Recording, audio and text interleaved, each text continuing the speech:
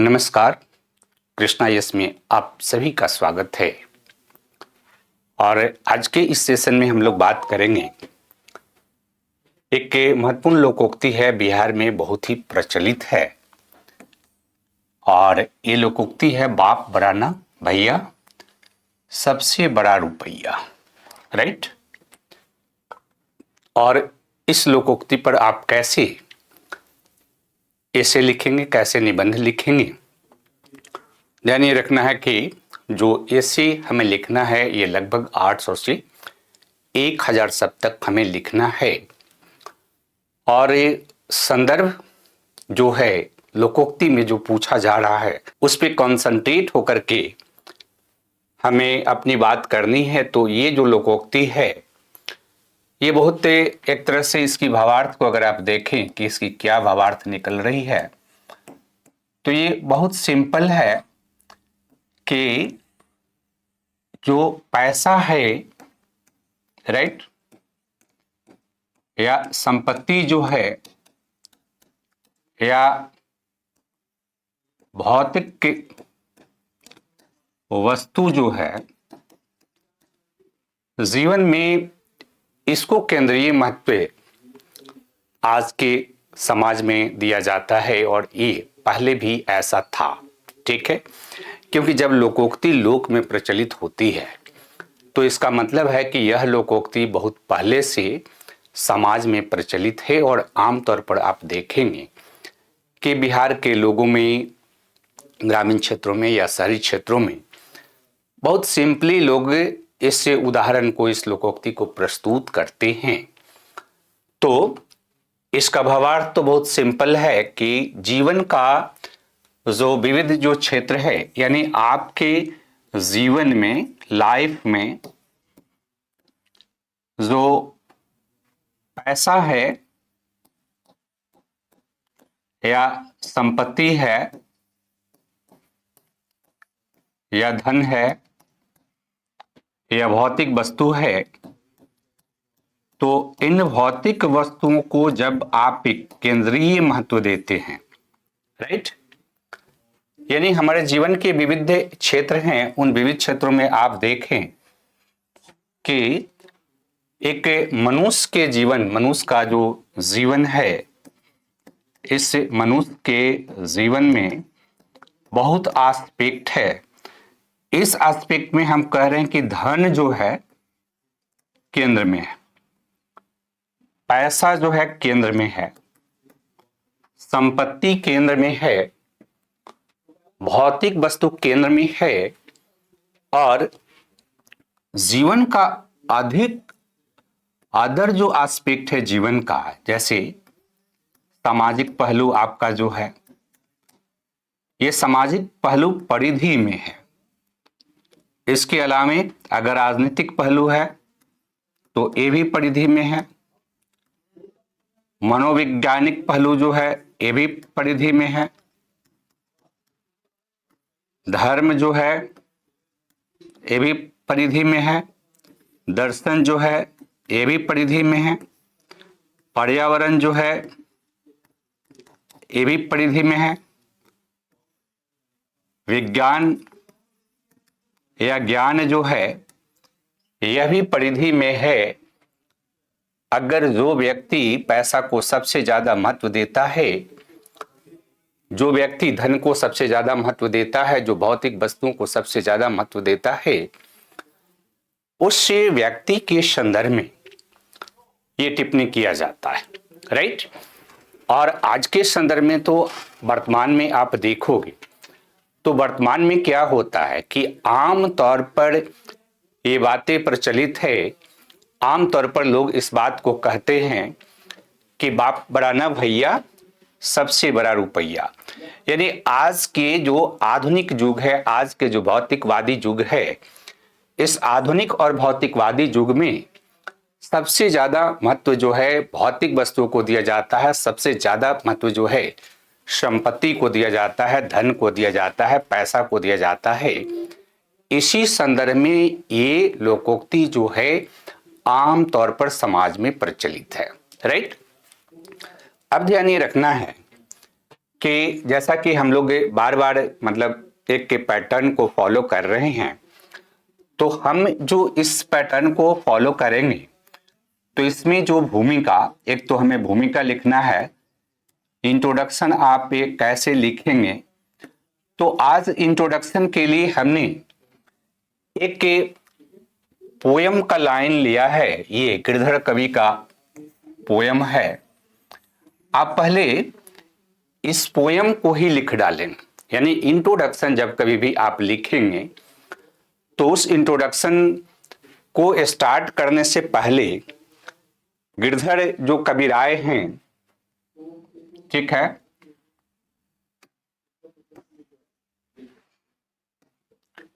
ये गिरधर कविराय की जो ये पंक्ति है इसको आपको लिखना है, इसी से शुरू करना है। साईं सब संसार में मतलब का व्यवहार, जब लगी पैसा गांठ में तब लगी बाकी यार, तब लगी बाकी यार, यार संग हो संग डोले, पैसा रही न पास यार मुख से न बोले, है ना। ये गिरधर जो कविराय हैं उनकी पंक्ति बड़ा सटीक है इस पे कि साईं सब संसार में मतलब का व्यवहार, जब लगी पैसा गांठ में तब लगी बाकी यार, तब लगी ताको यार, यार यार संग हो संग डोले, पैसा रहे न पास यार मुख से ना बोले। राइट, यानी कि बाप बड़ा ना भैया सबसे बड़ा रुपया को गिरधर कवि ने बड़ा अच्छा ढंग से इसको प्रस्तुत किया। और इसको लिखने के बाद आप इंट्रोडक्शन में एक लाइन लिखेंगे कि यह गिरधर कविराय की जो पंक्ति है, बाप बड़ा न भैया और सबसे बड़ा रुपया जो लोकोक्ति है, इसका बड़ा व्यवहारिक रूप से इसको प्रस्तुत कर रहा है। इसका आशय यह है कि जब भी मानव जीवन में एक ऐसी विचार में विश्वास किया जाने लगता है कि जीवन में जो संपत्ति है, जो धन है, जो भौतिक वस्तु है, जो पैसा है, उसको केंद्रीय स्थान दिया जाता है, और जीवन के विविध जो क्षेत्र हैं जब उसको परिधीय स्थान देने की बात होती है तो उसको हम बाप बड़ा ना भैया सबसे बड़ा रुपया के माध्यम से प्रस्तुत करते हैं। और फिर आपको क्या करना है कि ये डायग्राम वहां पर बना देना है, ठीक है। इस बात को ध्यान में रखना है कि ये आपको बना देना है, क्योंकि मानव जीवन के विविध अंग हैं, राइट, या मानव जीवन के जो विविध अंग है उस अंग को और भी कह सकते हैं कि जो मानव का जीवन है, इस मानव जीवन को अगर आप देखें तो मानव जीवन को अगर हम विभाजित करते हैं तो भौतिक जीवन, राइट, और अभौतिक जीवन। और अभौतिक जीवन के कई इंपॉर्टेंट एस्पेक्ट हैं, है ना। जैसे हमारा सामाजिक संबंध है, जैसे इसमें कहा जा रहा बाप बड़ा ना भैया, यानी बाप से हमारा जो रिलेशनशिप है, हमारे भाई से जो रिलेशनशिप है, हमारे पति पत्नी के बीच जो रिलेशनशिप है, हमारे अदर जो रिलेटिव्स हैं, हमारे मित्र हैं, तो सभी को दरकिनार करके अगर समाज में या व्यक्ति जो है पैसे को ज्यादा महत्व देता है तो उसके संदर्भ में ये बात कही जाती है। और इस अभौतिक जीवन का और भी एस्पेक्ट है, जैसे अगर हम धर्म में विश्वास करते हैं, आस्था रखते हैं, किसी प्रकार के दर्शन में विश्वास करते हैं, किसी प्रकार की राजनीतिक विचारधारा लोकतंत्र में विश्वास करते हैं, समानता, स्वतंत्रता, बंधुत्व, ये जो कॉन्सेप्ट है इसमें अगर हम विश्वास करते हैं या हम इसमें विश्वास करते हैं कि मनुष्य जो है प्रकृति का भाग है और प्राकृतिक जो पर्यावरण है, पारिस्थितिकी जो है, जब तक संतुलित नहीं रहेगी हम चरम सुख को प्राप्त नहीं कर सकते, हम सुख को प्राप्त नहीं कर सकते हैं, हम संकट से मुक्त नहीं हो सकते हैं।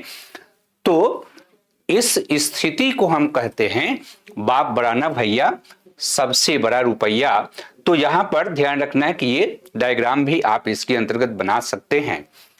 इसके बाद अगर हम इस पे इसकी संरचना में जब हमको लिखना है तो यहां ध्यान में रखना है कि बाप बड़ा न भैया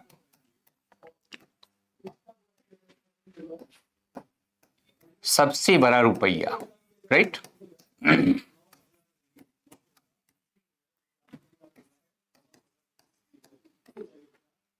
तो इसमें यह जो भाग है इसका सबसे बड़ा रुपया है ना, पहले तो हमें इस पे बात करनी है कि सबसे बड़ा रुपया का मतलब कि पैसा, धन, संपत्ति, भौतिक वस्तु, राइट। ये ज्यादा महत्वपूर्ण है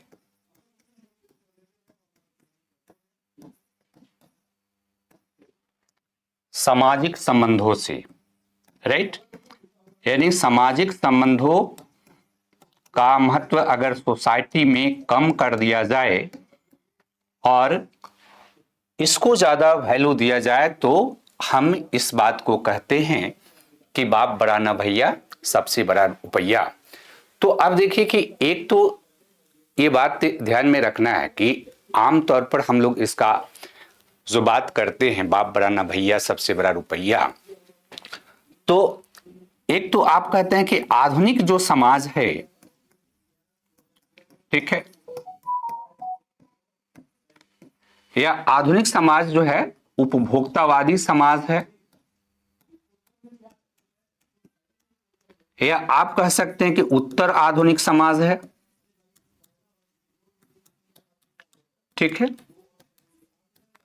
तो ऊपर उत्तर आधुनिक जो समाज है ये समाज यह मानता है कि जीवन में सबसे ज्यादा महत्व जो है धन का है, पैसा का है, और धन से सब चीज हासिल किया जा सकता है। ये उत्तर आधुनिक समाज का ये कॉन्सेप्ट है।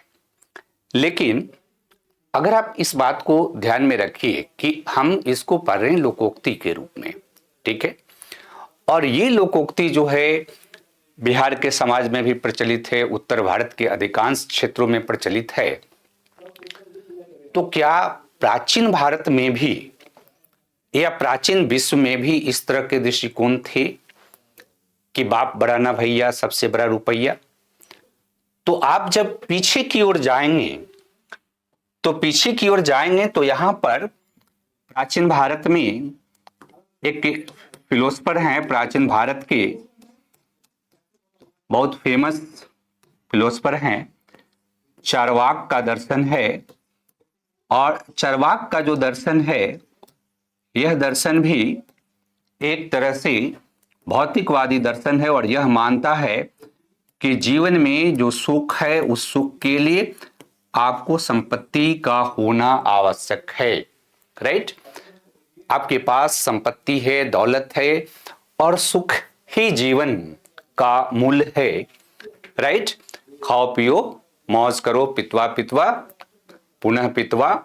जब आप पढ़ेंगे चार्वाक को तो आप देखेंगे कि चार्वाक जो है एक तरह से इस बात पर बल देता है कि जीवन में धन और संपत्ति का बड़ा ही महत्व है, और इसलिए वहां पर वो एक भौतिकवादी फिलॉसफी का प्रतिपादन करता है। और उस भौतिकवादी फिलॉसफी का प्रभाव आमतौर पर आप देखेंगे तो उस समय के समाज में भी दिखाई देता है, राइट।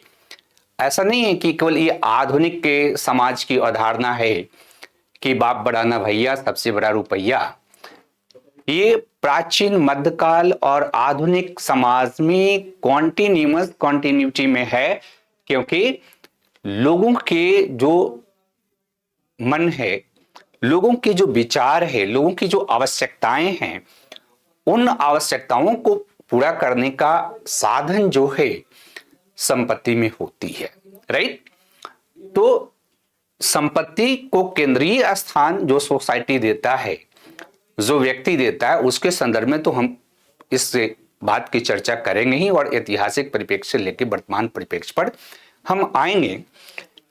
लेकिन इसका दूसरा जो महत्वपूर्ण एंगल है कि आप एक तरह से इसके सपोर्ट में, इसके समर्थन में हमें एग्जाम्पल देना है, समर्थन में हमें तथ्य प्रस्तुत करना है, लेकिन फिर इसकी सीमाओं को उद्घाटित करना कि इसकी सीमाएं है ना, कि ऐसा नहीं है कि जीवन जो है उस जीवन के लिए पैसा ही सबसे महत्वपूर्ण है।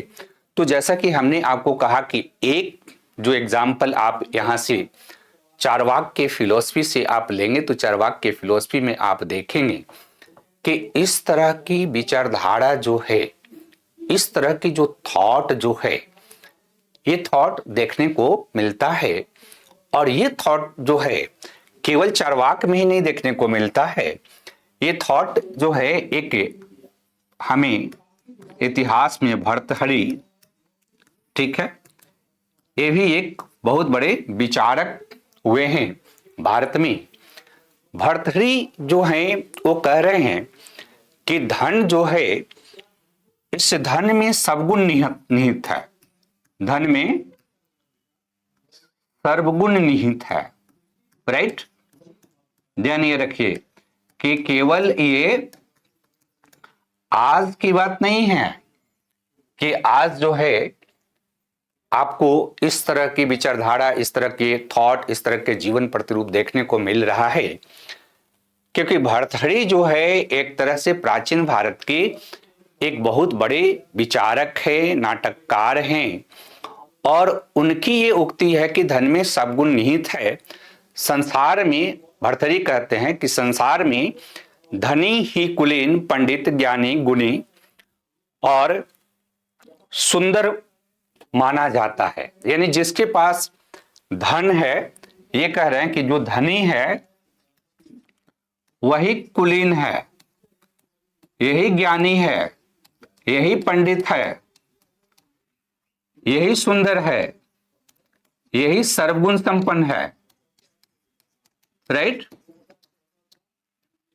ये भी बात करते हैं, धन की महत्ता को ये भी स्थापित करते हैं। और आप देखिए कि पश्चिम में जब भौतिकवादी दर्शन का विकास हुआ और उस भौतिकवादी दर्शन के या फिर कैपिटलिज्म का डेवलपमेंट हुआ, पूंजीवाद का डेवलपमेंट हुआ, तो पूंजीवाद जो है, ये पूंजीवादी दर्शन ने धन की महत्ता को व्यापक पैमाने पर समाज में स्थापित करने का प्रयास किया, और उसी का प्रतिफल हुआ कि केवल आप भारतीय समाज में ये बात नहीं है, बल्कि पूरे विश्व में देखने को मिलती है कि जो धन है, उस धन को ही लोग अपने जीवन के केंद्र में मानने लगे हैं। यानी जो हमारा सामाजिक संबंध है, हमारा जो सामाजिक व्यवहार है, हमारा जो राजनीतिक संबंध है, हमारा धर्म दर्शन, हमारा मनोविज्ञान है ना, तो यह सब उस धन के केंद्र में है, राइट। तो हम इसको इनकार नहीं करना है, क्योंकि ये एक सोसाइटी की रियलिटी है कि धन को हम ज्यादा महत्व देते हैं। धन हमारे समाज का केंद्र है, जैसा कि हमने कहा कि एक डायग्राम आप बना दीजिएगा, और फिर इसको आगे एक्सप्लेन करना है कि जो धन है या जो पैसा है ना, या संपत्ति जो है,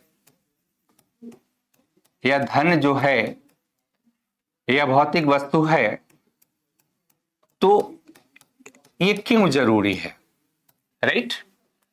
सामाजिक संबंधों से ज्यादा ये महत्वपूर्ण क्यों है। तो अगर आप प्रैक्टिकल वे में भी आप सोचने का प्रयास करेंगे, तो प्रैक्टिकल वे में सोचने में अगर मानव जीवन की बात करें, जैसे हम एक मनुष्य हैं, तो मनुष्य के जीवन स्तर को ऊंचा करना है, ठीक है। तो अगर आप जीवन स्तर को ऊंचा करना चाहते हैं, अगर आप चाह रहे हैं कि हमारा लाइफ जो है स्टैंडर्ड हो, तो धन मनुष्य के जीवन स्तर को ऊंचा करता है, इस बात से हम इनकार नहीं कर सकते हैं, राइट। यानी आज भी हम कह रहे हैं कि जो वैश्विक हमारा पैमाना है, उस वैश्विक पैमाना के अंतर्गत चाहे एक व्यक्ति के रूप में आप अपनी बात रखें या एक समाज के रूप में बात रखें, एक परिवार के रूप में रखें या देश के रूप में रखें, हम ही इस बात का एहसास है कि अगर हम जीवन स्तर को ऊंचा करने का प्रयास करें तो हमारा जीवन स्तर ऊंचा किससे होगा? धन से होगा, पैसा से होगा। जैसा कि भर्तृहरि ने कहा कि धन जो है सर्वगुण संपन्न है, सारी गुण जो है धन में निहित है। कैसे धन में सर्वगुण संपन्न है, कैसे धन में सारा गुण निहित है, इसको प्रूव करना होगा। ये सोसाइटी का एक रियलिटी है। तो सोसाइटी का रियलिटी कैसे है कि अगर आप जीवन स्तर को ऊंचा करने का प्रयास करते हैं तो सबसे इंपॉर्टेंट चीज एज ए मनुष्य क्या है? तो मनुष्य की जो खाद्य आवश्यकता है, यानी आपको भोजन मिले और भोजन पौष्टिक मिले, राइट। भोजन केवल भोजन की जरूरत नहीं है, आपको पौष्टिक भोजन की जरूरत है। तो पौष्टिक भोजन किससे मिलेगा? धन से मिलेगा। यानी अगर धन नहीं है, जो गरीब है और जो जिसके पास धन है, तो जिसके पास धन है वो पौष्टिक भोजन करेगा, पहला शर्त तो ये है। और पौष्टिक भोजन करने का प्रतिफल क्या होगा कि यहां पर आपका जो स्वास्थ्य जो है, राइट, ये स्वास्थ्य आपका बेहतर होगा, ठीक है। दूसरा कि अगर मानव जीवन स्तर को ऊंचा उठाना है तो इसके लिए शिक्षा की जरूरत है।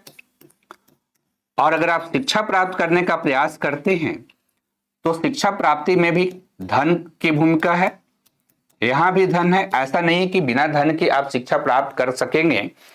तो शिक्षा भी हमको धन से मिलती है, और जब शिक्षा आपको धन से मिलती है तो इस धन से आपको ज्ञान प्राप्त हुआ। और स्वाभाविक है कि जिसके पास ज्ञान है और जिसके पास ज्ञान नहीं है, जो अज्ञानी व्यक्ति है, जो धन के अभाव में जो शिक्षा से वंचित रह गया, तो धन के अभाव में जो शिक्षा से वंचित रह गया और जिसके पास धन है, उस धन के बल पर वो अच्छी शिक्षा प्राप्त करता है। और अच्छी शिक्षा प्राप्त किया तो फिर क्या हुआ कि इस अच्छी शिक्षा प्राप्त करने वाले व्यक्ति में इसका जो मानव संसाधन है, ये मानव संसाधन में क्या होगा कि कुशल मानव संसाधन का विकास हो जाएगा इसमें। और कुशल मानव संसाधन का विकास हो जाएगा तो इस कुशल मानव संसाधन से उसकी प्रोडक्टिविटी बेहतर हो जाएगी, और उसकी प्रोडक्टिविटी बेहतर हो जाएगी तो पहले से उसके पास धन है और भी अधिक धन अर्जित कर सकता है। जैसा कि आप देखते हैं समाज में जो व्यवहारिक चीजों को आप देखेंगे तो जो व्यक्ति धनी है, संपत्तिशाली है, तो वो अपने बच्चे को अच्छा शिक्षा देता है, ठीक है, क्योंकि उसके पास धन है।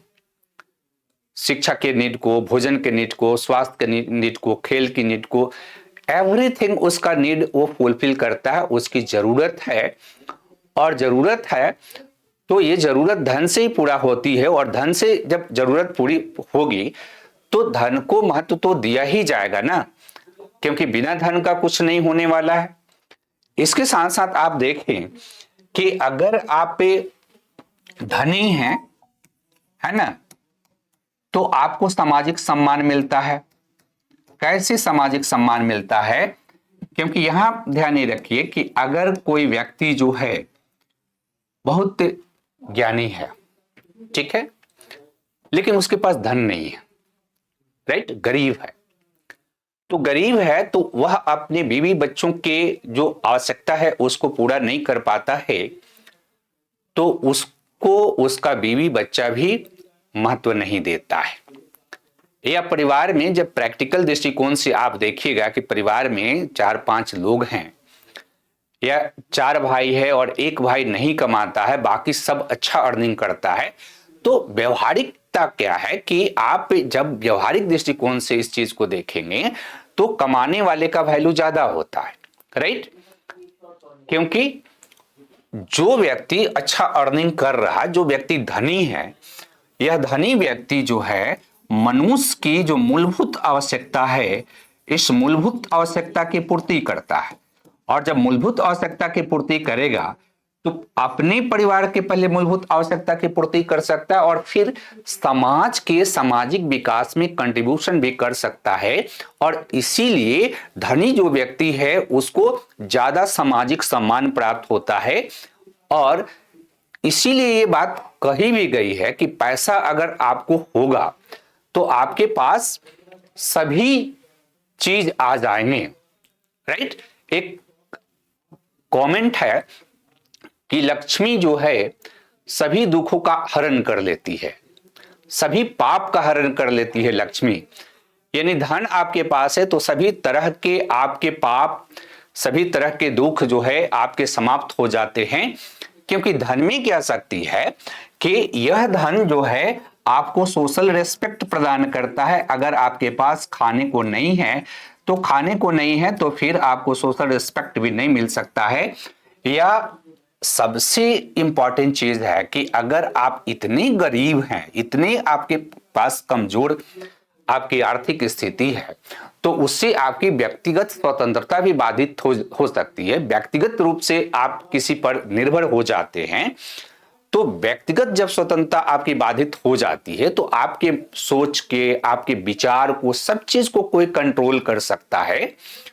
और इसलिए समाज में व्यवहारिक रूप में, जैसा मैं कह रहा हूं कि ये प्राचीन काल से भी इस तरह के थॉट है। क्योंकि भौतिकवादी जो विचार है, उस भौतिकवादी विचार में भौतिक वस्तु, धन संपत्ति, अच्छा घर, अच्छा कपड़ा, अच्छा वस्त्र, अच्छी सुख सुविधा, इसको महत्व दिया गया है। इससे आप इनकार नहीं कर सकते हैं।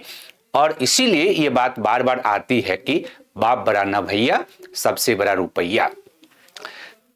तीसरा चीज आप यहां पर देखिए कि धन जो है ना, तो इससे राजनीतिक सत्ता प्राप्त होती है। यानी जो पॉलिटिकल पावर है, इससे पॉलिटिकल पावर के संचालन के लिए धन की आवश्यकता है। चाहे कोई राजा हो, राजतंत्र में आप राजा को भी देखेंगे तो राजा क्या करता है, सबसे इंपॉर्टेंट काम करता है कि उसके पास आय के साधन होने चाहिए। उसके राज्य में जब तक राज्य की समृद्धि नहीं होगी तब तक उस राज्य का विस्तार, विकास नहीं होता है। और इसलिए आप देखेंगे कि चाहे राजतंत्र में देखिए या लोकतंत्र में देखिए, तो राजतंत्र हो या लोकतंत्र, आप यहां पर देखिए कि सत्ता किसके इर्द गिर्द घूम रही है। तो सत्ता के लिए भी आपके पास पैसा होना चाहिए। अगर आपके पास पैसा नहीं है तो सत्ता आपके पास नहीं आएगी, और पैसा अगर आपके पास है तो सत्ता भी आपके पास रहेगी। इसके अलावा क्या है कि अगर आपके पास धन है, जो व्यक्ति धनी है वो क्या है कि विज्ञान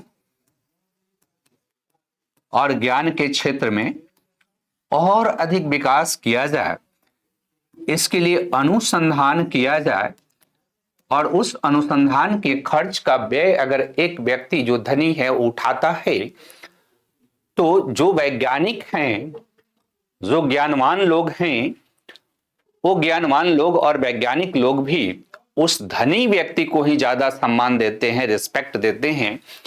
क्योंकि वह व्यक्ति जो है आधारभूत सुविधाओं के विकास में योगदान कर सकता है। उसके पास ये शक्ति है कि वह आधारभूत सुविधाओं का विकास करने के लिए निवेश कर सकता है। और जब तक आप निवेश नहीं कर रहे हैं तब तक विज्ञान तकनीकी के क्षेत्र में भी विकास नहीं हो सकता है। या मान लो कि कोई ऐसा चीज आता है कि कोई डिजास्टर आता है, कोई ऐसी घटना घट जाती है जिससे बड़े पैमाने पर मानव जन धन की हानि होती है, और उस समय कोई धनी व्यक्ति जो है सामाजिक कल्याण के उद्देश्य से अपने धन का व्यय कर देता है तो उससे भी उसको सामाजिक सम्मान मिलता है। इसके अलावा अगर आप देखो कि संस्कृति का संरक्षण करना है, कि जैसे संस्कृति का संरक्षण करना है, तो आप देखिए कि संस्कृति के संरक्षण के लिए चाहे धर्म हो, प्रथा, परंपरा, रीति रिवाज, मंदिर, मस्जिद, गुरुद्वारा, जितनी भी चीज है उनके बनाने के लिए, उनको कंटिन्यूटी में लाने के लिए धन की आवश्यकता होती है। तो धन जो है पूरी तरह से आपके जीवन का अगर एक नजर से आप देखेंगे, जैसे इन उदाहरणों से आप देखेंगे, तो इन उदाहरणों से आप देखेंगे तो आपको क्या लग रहा कि धन जो है जीवन का केंद्र है, राइट? क्योंकि धन के बिना कुछ भी संभव नहीं है। और आज के समाज में तो ये सीधा सा मतलब संबंध है कि जिसके पास धन है, जिसके पास पैसा है, समाज उसको ही पूछता है। जिसके पास पैसा नहीं है, सोसाइटी उसको पूछती तक नहीं है। तो एक तो आप इसके संदर्भ में अलग अलग उदाहरणों के माध्यम से आप प्रस्तुत कर सकते हैं, या फिर आप ये भी कह सकते हैं कि धनी व्यक्ति जो है ये सक्षम है कि दान दक्षिणा दे सकता है, और दान दक्षिणा अगर कोई देने की क्षमता रखता है तो फिर लोग उसका गुणगान करते हैं, ये स्वाभाविक है। और जब व्यक्ति का गुणगान होने लगता है तो वह गुणगान उस व्यक्ति का धन के बदौलत ही होता है, और धन के बदौलत जो गुणगान होता है उस गुणगान के कारण जो है उसको सामाजिक सम्मान भी मिल रहा है। और इसलिए यहां पर जो पहला जो इंपॉर्टेंट है कि जिस चीज को हम यहां पर हाईलाइट कर रहे हैं कि आपको लिखना क्या है कि धन का या पैसा का हमारे जीवन में क्या महत्व है, इसके महत्व पर आपको चर्चा करना है और आपको व्यवहारिक दृष्टिकोण अपनाना है। ऐसा नहीं, आदर्श दृष्टिकोण नहीं अपनाना है। शुरुआती समय में जो कमेंट है उसका हमें समर्थन करना है। एक व्यवहारिक दृष्टिकोण अपनाते हुए हमें इस बात को रेखांकित करना है कि धन मानव जीवन के लिए इसकी आवश्यकता है, और यह आवश्यकता प्राचीन से लेके अर्वाचीन यानी वर्तमान तक है। और वर्तमान का जो पूंजीवादी समाज है, उपभोक्तावादी समाज है, उत्तर आधुनिक समाज है, ऐसा समाज जो वैश्वीकृत हो चुका है, यह समाज धन को मानव जीवन का केंद्रीय विषय मानता है। और केंद्रीय विषय मानता है तो इसी कारण से समाज में आजकल इस तरह के जो लोकोक्ति है इसका प्रभाव बढ़ते हुए देखने को मिलता है। और लोग समानतः इस बात को कहते हैं कि बाप बड़ा न भैया, सबसे बड़ा रुपया। लेकिन इसके दूसरा जो पार्ट है कि बाप बड़ा न भैया, है ना,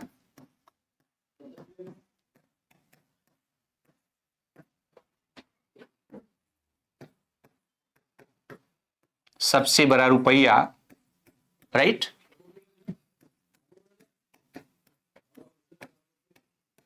राइट।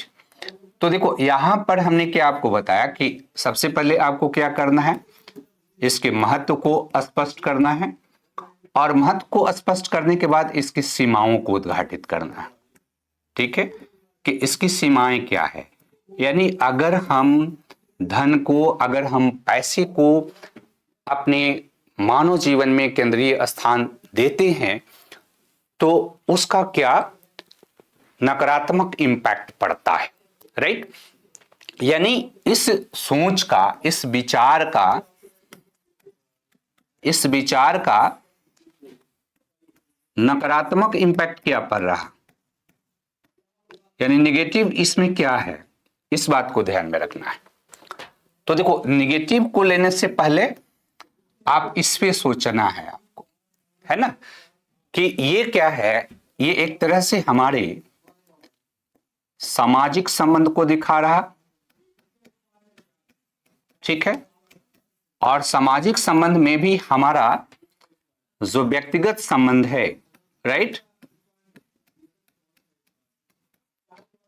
उसको हाईलाइट कर रहा। और व्यक्तिगत संबंध में भी यहां पर ध्यान में रखिएगा कि पिता या भाई, ठीक है, ये रक्त संबंधी नातेदार होता है, रक्त संबंधी नातेदार है, ठीक है। तो अगर जो व्यक्ति धन को या जो समाज धन को, पैसा को, रुपया को अपने सामाजिक जीवन में सबसे केंद्रीय महत्व प्रदान करेगा, तो उससे क्या होगा कि जो व्यक्ति है, जो धनी है या धन जो है, ये धन व्यक्ति को असामाजिक बनाता है, ठीक है, यहां असामाजिक बनाता है, क्योंकि यह व्यक्ति जो है धन को ज्यादा महत्व दे रहा है और अपने पिता और भाई जैसे रक्त संबंधी प्राथमिक जो नातेदार है, उस प्राथमिक नातेदार को भी यह महत्व प्रदान नहीं कर रहा है। यानी मानव जो जीवन है, इस बात को ध्यान में रखिए कि हम कह रहे हैं कि मनुष्य क्या है, कि मनुष्य एक सामाजिक प्राणी है, हम एक सोशल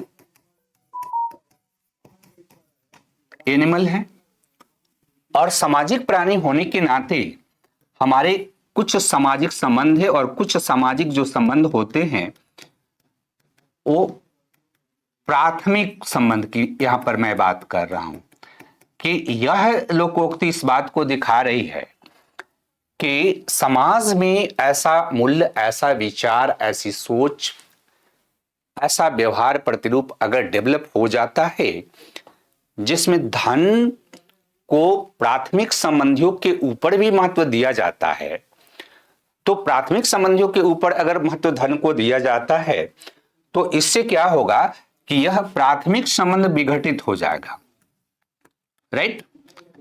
ये प्राथमिक संबंध विघटित होने का मतलब क्या है कि अगर किसी भी समाज में एक ऐसा आदर्श, एक ऐसा विचार पैदा हो जाए जिसमें पिता पुत्र के जो संबंध है, भाई भाई का जो संबंध है, वो पैसों से निर्धारित होने लगे, पति पत्नी का संबंध पैसों से निर्धारित होने लगे, माता पुत्र का संबंध पैसों से निर्धारित होने लगे, परिवार का संबंध पैसों से निर्धारित होने लगे, और समाज के प्रत्येक के जो कंपोनेंट हैं, वो प्रत्येक कंपोनेंट जो है पैसों को केंद्रीय स्थान देकर के अगर अपने सामाजिक व्यवहार का अनुसरण करता है, तो सामाजिक व्यवहार का अनुसरण करने से यहां से प्राथमिक संबंध विघटित होंगे और यहां से परिवार का विघटन होता है, और परिवार का विघटन जो है इस सोच का एक बहुत बड़ा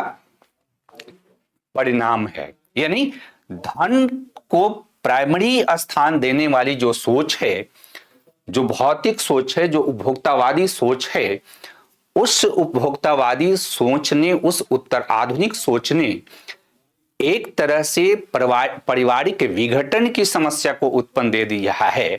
और उस पारिवारिक विघटन में भी ध्यान ये रखना है कि हम लोग पढ़ते हैं संयुक्त परिवार का विघटन, बट यहां पर तो आपका नाभिकीय परिवार को भी इंपॉर्टेंस नहीं दिया जा रहा।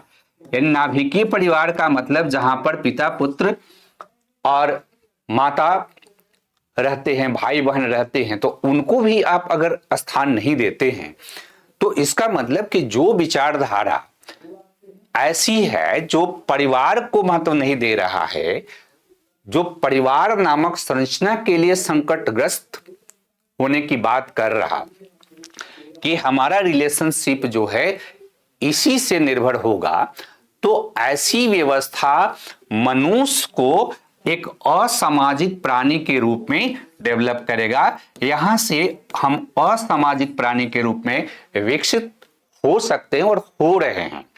जैसे आप देखोगे कि आज के डेट में बहुत ऐसी घटनाएं आपको देखने को मिलती है कि किसी का पुत्र जो है बहुत अच्छा, उसके पास धन है, संपत्ति है, अर्निंग है, लेकिन उसके माता पिता जो है एक तरह से अनाथालय में है, ठीक है, जहां ओल्ड एज होम में है, या पति पत्नी के बीच का जो रिश्ता है वो प्रेम की जगह धन जब आ जाती है तो रिश्ता काम नहीं करता है। अगर घर में परिवार में अगर धन को महत्व दिया जाता है तो फिर बच्चे भी उसी तरह के चीज को सीखते हैं और इसका प्रतिफल क्या हो रहा कि न केवल पारिवारिक विघटन हो रहा बल्कि यहां से विवाह विच्छेद का भी ये एक बहुत बड़ा कारण है।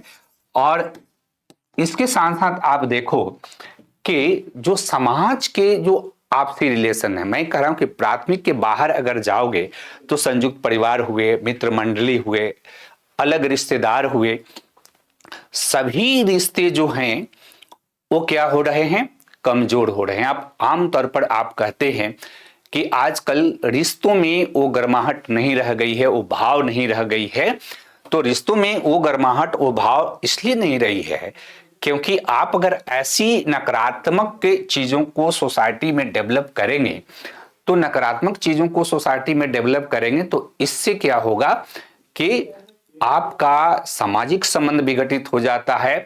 हम मनुष्य हैं और मनुष्य होने के नाते ही हम इस ब्रह्मांड में जो सृष्टि है उस सृष्टि में सबसे उत्तम जीव माने जाते हैं।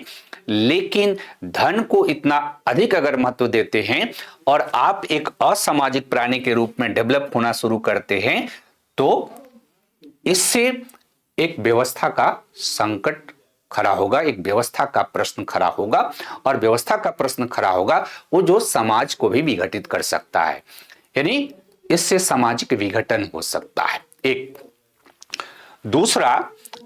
दूसरा इंपॉर्टेंट चीज यहां पर देखी कि अगर धन को इतना आप महत्व दे रहे हैं तो आर्थिक क्षेत्र में आप देखिए कि आर्थिक अपराध है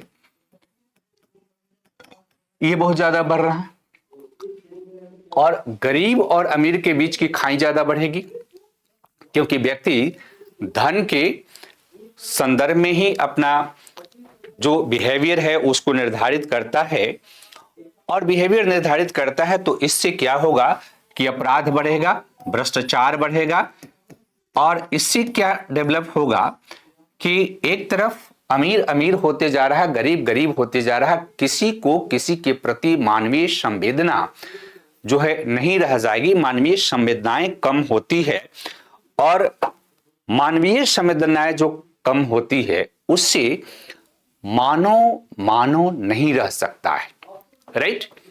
इसके अलावा आप देखिए कि अगर हम धन को महत्व प्रदान कर रहे हैं तो राजनीतिक भ्रष्टाचार, यानी राजनीतिक भ्रष्टाचार आज की एक बहुत बड़ी समस्या बन गई है।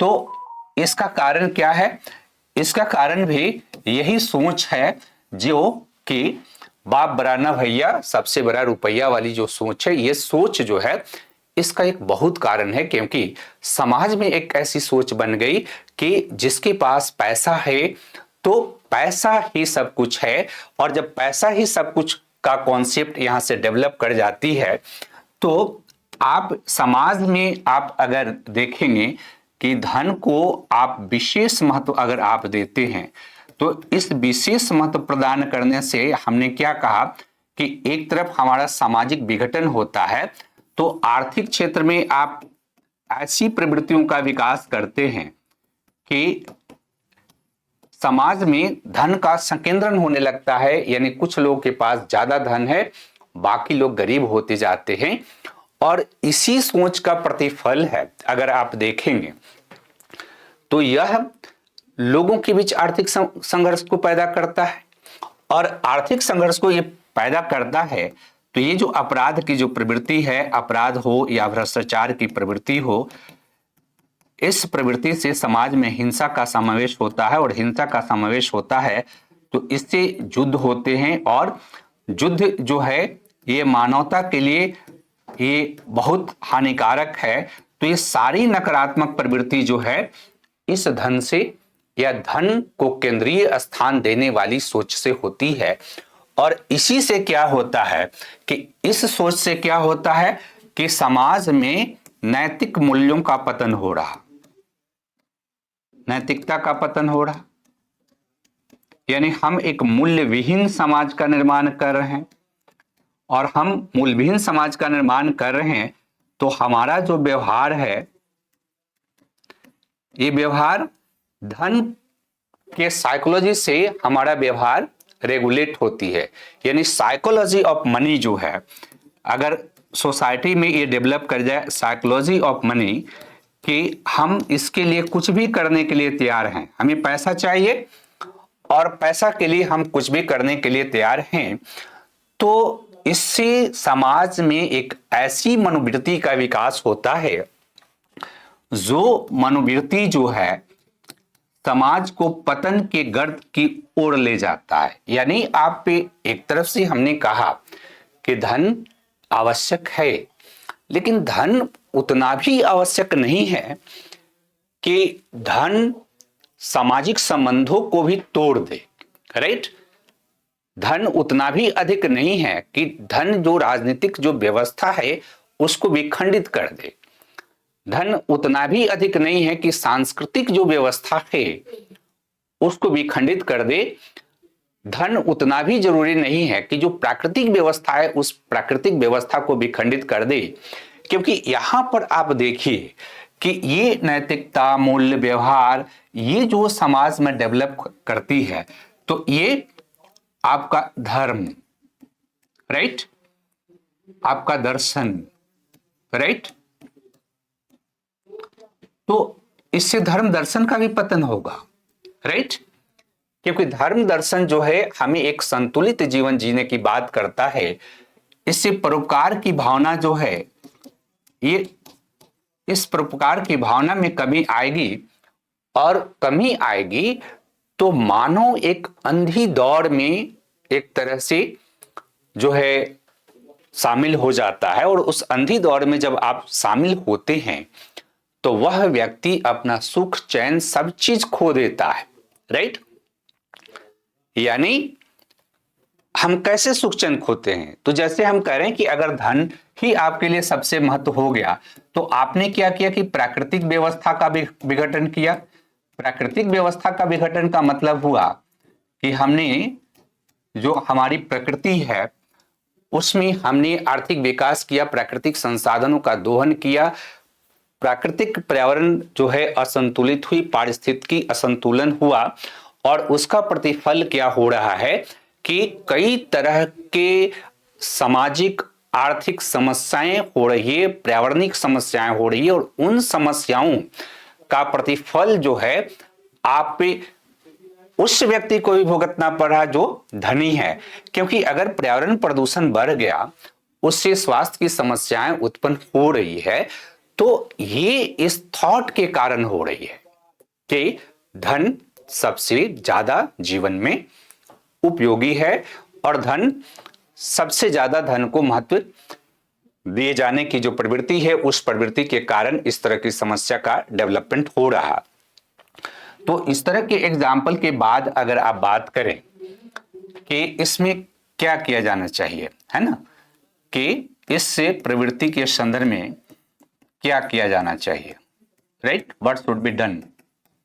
अगर इस तरह की प्रवृत्ति का विकास होता है तो इसमें क्या किया जाना चाहिए, क्योंकि ये समस्या है।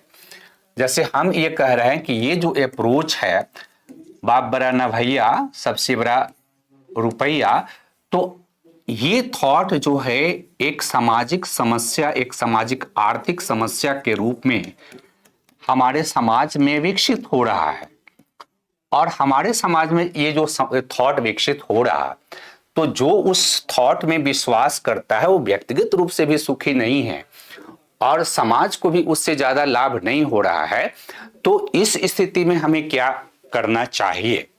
तो इस स्थिति में देखिए, सबसे पहला आपको संतुलित यहां पर दृष्टिकोण अपनाना है, बैलेंस्ड आपको अप्रोच अपनाना है कि अगर ये कंडीशन है तो इस कंडीशन में हमें क्या करना चाहिए, है ना। तो आप इस बात को देखो कि धन, अगर हम धन कह रहे हैं कि धन से सुख प्राप्त होता है, राइट, एक कॉन्सेप्ट है। तो आप देखो कि ये सही नहीं है, 100% सही नहीं है, ऑब्जेक्टिवली सही नहीं कि धन से सुख प्राप्त होता है, राइट। क्योंकि आप जब भी देखोगे कि बुद्ध ने अपना घर का परित्याग कर दिया, महावीर ने अपने घर का परित्याग कर दिया, तो ये क्यों अपने घर का परित्याग किए? यह दुनिया में कुछ ऐसे समाज हैं जिस समाज के लोग, जैसे आप देखो कि भूटान है ना, भूटान जो है एक गरीब देश है,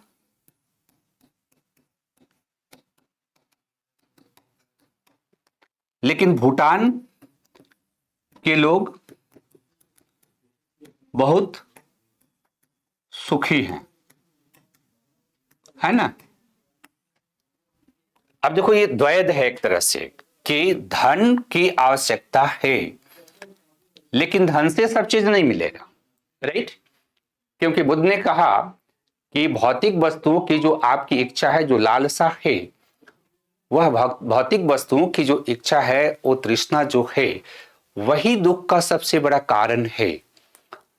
तो अगर आप इसको सबसे मेन पॉइंट में लेते हैं कि एकदम सेंटर में है, तो यह आपके सुख चैन को खत्म कर देता है, और सुख चैन को खत्म कर देता है तो आप कभी भी धन के कारण सुखी नहीं रहते। एक तरफ तो ये बात ध्यान में रखना है कि जहां धन हमें कुछ महत्वपूर्ण आधारभूत आवश्यकताओं की पूर्ति करता है, लेकिन आधारभूत आवश्यकताओं की पूर्ति होना ही आपके सुख का सबसे बड़ा मार्ग नहीं है, ठीक है।